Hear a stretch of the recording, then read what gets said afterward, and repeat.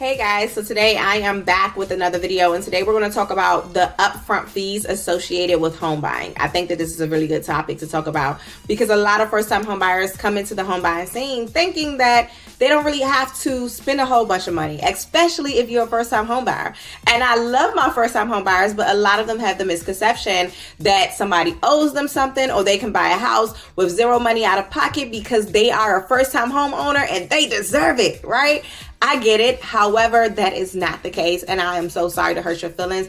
My duty is to make sure that I bring you honesty and transparency, right? So when you are looking to purchase a property, there are three upfront fees that you want to be aware of, okay? The first one is what we call your earnest money deposit. Now, your earnest money deposit acts as a good faith deposit, almost as if you're putting a deposit down on, let's just say, your hair, right? You're making a hair appointment, and at the time of you booking the appointment, you got to put down $30.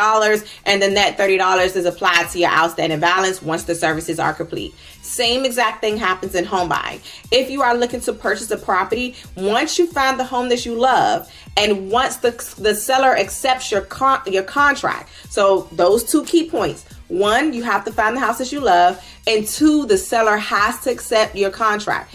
At that moment, when the seller has accepted your contract and signed the contract, you now have what we call a ratified contract.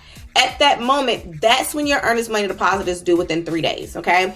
At that moment. Other than that, your deposit is not due until that contract is accepted and ratified by the seller. Once that contract is accepted and ratified by the seller, your deposit is due and it should be wired to the title company or either your managing broker who's ever representing you, all right? Or the lawyer, because some states are different, okay? Now, how much is the earnest money deposit so that way you can prepare yourself to budget for it? Great question. So your earnest money deposit is typically around about 1% of the sales price. So if you're purchasing a property at $500,000, then that means your earnest money deposit is going to be somewhere around about $5,000, okay? If you're purchasing a property at $400,000, that means your earnest money deposit is going to be somewhere around about $4,000, okay?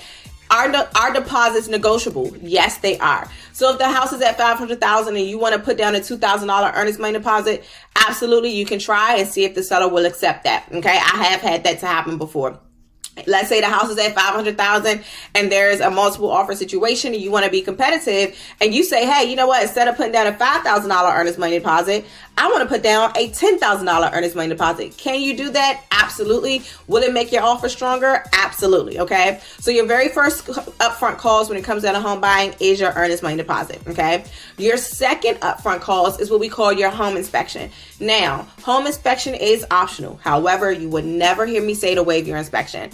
If you hear me clearly, if you see me clearly, I do not recommend that you waive your inspection. Do people do it? Absolutely. It's your personal choice if you want to do it or not. Do people do it? Absolutely. Do I recommend it? No, I don't. Will I ever tell my clients to waive their inspection? No, I will not. However, it is up to them and just as much as it's up to you, okay? Now, your home inspection is there to protect you. That's so that way you can do an inspection on the property and make sure the home is good and structurally sound before you take up ownership of this home, okay?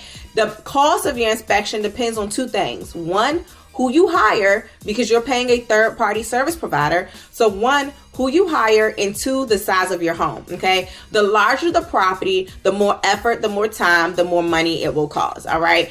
And also who you hire, all depends upon it. Now, what I typically say on a range, I say range from somewhere starting at $400 and up, okay? So $400 and up is what you want to budget for your home inspection. Here's one thing I also want to keep in mind, want to advise you guys as well, is that your home inspection is non-refundable. So once you do the inspection and once the inspection is complete, you cannot get that money back. Even if you decide to walk away from the sale, you cannot get that money back because it is paid to a third-party service provider. As long as they are providing the service for you and they did their job, you cannot request that refund if you decide to move on to another house because you didn't like the results of that property, okay?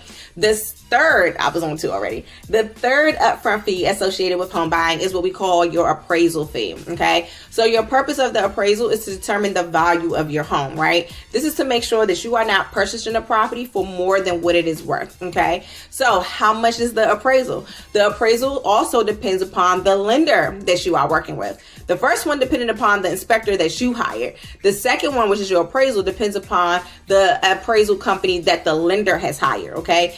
Each company is contracted with a different appraisal company. So each lending company, let me break it down. Each lending company is contracted with a different appraisal company. So you will see the appraisal fees vary lender per lender, okay? This is why I always recommend that you get what we call a loan cost estimate sheet before you start home buying and home shopping to see how much that lender is going to be charging you, okay? You can itemize that sheet, okay? Now, typically, I tell people to budget for appraisal anywhere between $575 and up. Okay, so $575 and up. So inspection $400 and up, appraisal $575 and up. Now here's another thing, you guys. The same goes for appraisal. It is paid to a third-party service provider. So what does that mean? This money is also non-refundable. You cannot get this money back, okay? Well, your earnest money deposit, yes, you can get your earnest money deposit back. Let's say you're under contract and you do inspection. You have a 7-day inspection contingency. You do your inspection on day 4. There's raccoons in the attic and snakes in the floorboard, and you're like, hey, I need out. I don't want this house. You can definitely walk away from that property and get your earnest money deposit back, as long as you're within the contingency, okay? And we'll talk about that in another video. So, matter of fact, let me write that down. We'll talk about that in another video. As long as you're in your contingency, you can get your earnest money deposit back. But inspection and appraisal are non-refundable. You cannot get those funds back. So here's my tip, you guys. My tip is this. Do not order your appraisal until your inspection has satisfied you. Now, some lenders will go against that and say, hey, you holding me up on my timeline if we don't get the appraisal ordered. But most lenders understand. At least the lenders that I work with, they understand my operations, right? Once we go in a contract, you get your inspection done. Though we may have 7 days, I typically like to get them done within the first 24 to 48 hours. And by that time, we can determine if we're going to stay in the property or walk away from the property.